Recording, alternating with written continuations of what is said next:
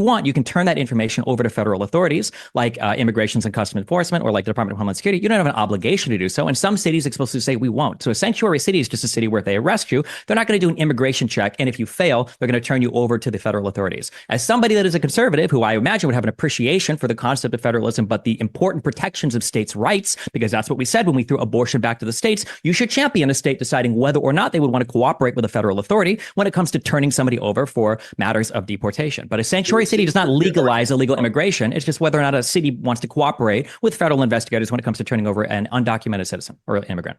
Fine. Okay, we can continue. Do you agree with that, Dennis? I mean, do you recognize that it's an issue of state? The issue of people crossing a federal border is a federal issue. It is not just a state issue. Okay, it is so elementary. It's a national border. It's not just a state border. I'd be really careful with that, because that wasn't Abbott's argument when he wanted to enforce the border in Texas. He said that the Texas National Guard should be that way. You just used the Biden administration. Well, because there's no federal oversight. Because the Democrats are happy to have a great number of people come in. They're potential Democratic voters in their view. I think it's fair. So, Dennis, is there a single lawmaker or is there a single prominent Democrat that said we want open borders? No. Okay. And so what are the open border policies, Dennis? If the sanctuary city you concede is not relevant, but the answer is no. Okay, go ahead.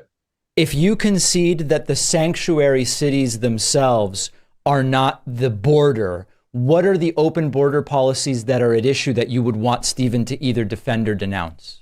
No, well, we have to have only legal immigration. I don't know what. The rendering of a simple concept complex is a way to avoid the moral issue, the political issue, the real issue. The real issue is that under Democratic influence since Ted Kennedy, this is not new, but it has been hastened under Joe Biden, the border has been essentially open to millions of people to come into this country illegally. And you can't even say illegal alien. You can't say alien and you can't say illegal. You now say undocumented immigrant. The very fact that they have changed the language is proof that they are for it.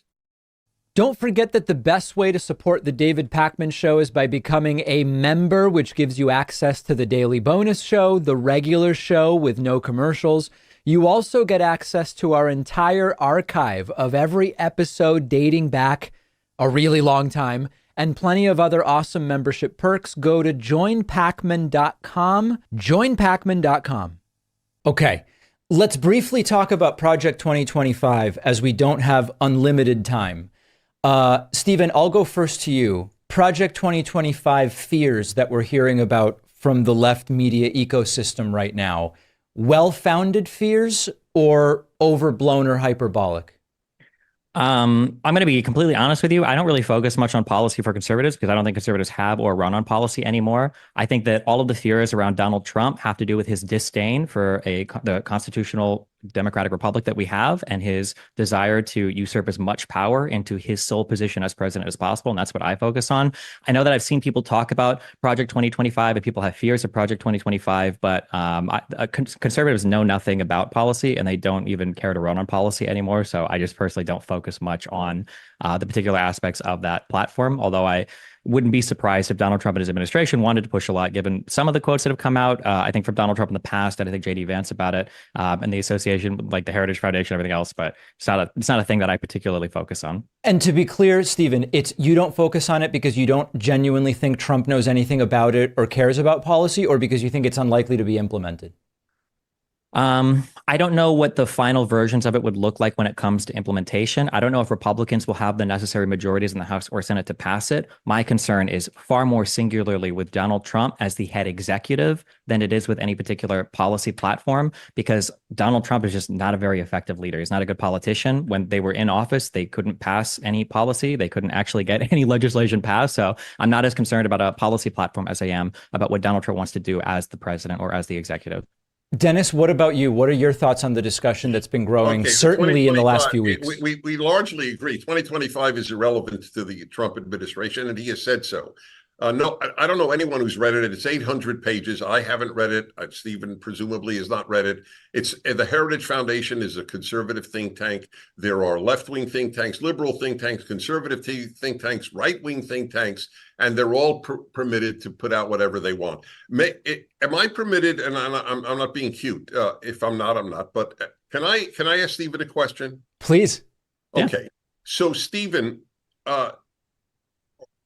how do you stand on men who say they're women competing in women's sports? I'm assuming the question has to do with trans people competing in sports. I think that my personal view is that sports up through probably high school are just there for people to kind of like play games and get along with each other and, you know, like build camaraderie and stuff. So I don't really have much of a concern past or up to that point. Once you get to NCAA or professional events, I think that the dividing between the sexes is very important for athletic competition. So I'm generally opposed to trans people participating in the gender they identify with. So you know then that the Biden administration has extended the anti-discrimination legislation passed to protect women. They have extended it to trans people. You are aware of that? That they've done what?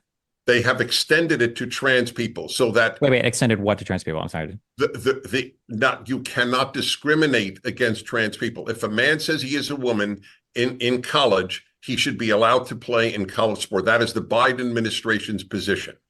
I'm not aware of that right now. I thought it went the opposite. My understanding, just to be clear, my understanding is that right now they can't. All right. So what is your position? Since I think the whole left stinks, you think Donald Trump stinks.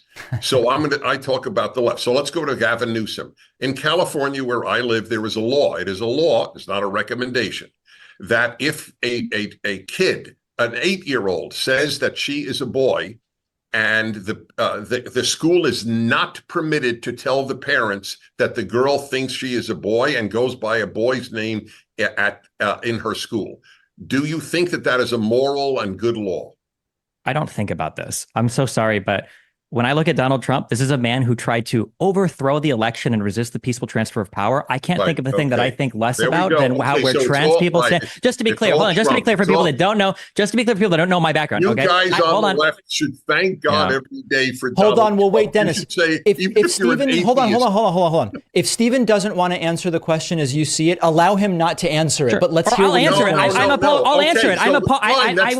I was banned from Twitch for opposing the integration of trans people into sports. I don't think it's appropriate. I probably stand in opposition to a lot of the very, very far left. Okay. What? The law. Okay. So let me just go on record. I can give you the rest. We could talk hours. Sure. What's the California law for the 8-year-old? Go ahead. What was it? Yes. You cannot, a school cannot tell a parent, doesn't have to, is not allowed to tell a parent if a child identifies as the other sex in a California school. That would probably be something I'd be opposed to as a parent. I think I would want to know that if my kid was identifying as a different gender in class. Correct. So you see, if it weren't for Trump, you would have to spend the time with me or anyone else defending the left and their scummy little laws like that ruin lives of kids and have girls get their breasts cut off at 18 or even younger. It's like nothing matters. All that matters is January 6th. Every time I raise an issue, we go back to January 6th. Because he tried to rebel. It was a rebellion against the peaceful transfer of power. He told people to go peacefully to the halls of Congress. He told Mike Pence. Why were they going there? What were they going there for? To protest the results of the election. Exactly. They thought it was cheating. You're right. Exactly. It was an insurrection. They thought, no, you're not allowed to protest with violence. You're not allowed to overthrow, but you were allowed to protest. When they were going there to support Mike Pence, what did they want Mike Pence to do? Yes, they wanted Mike Pence not to accept certain electors from certain states. Exactly. Yes, that's right. Correct. Okay, but okay. Which was against the ECA, right? That was illegal under the Electoral Count Act, right? But I don't agree with that, and that's fine. I don't agree with insurrectionists either, but you understand the ridiculousness of wanting to have a man who is now usurped criminal immunity as the president. So a lot of the illegal actions that he took. Right. Okay. Remember, Roberts, in his opinion, said explicitly that when Donald Trump told his acting and his deputy attorney general, can you guys write fake notes to the state legislatures to say that we found evidence of voter fraud that wasn't there? We can't even criminally review that anymore, right? So a man who's now criminally immune, who tried to overthrow the government, that's going to stand out more in my mind. Even if they failed at it, then whether or government- not 8-year-olds in California, their teachers tell Right, their that parents doesn't if they're matter to trans you. or whatever. I Okay. didn't say it doesn't matter, but some In things the matter more daily- than other things. Right. In the day, you're right. It matters Thank you. less You know I what am. happened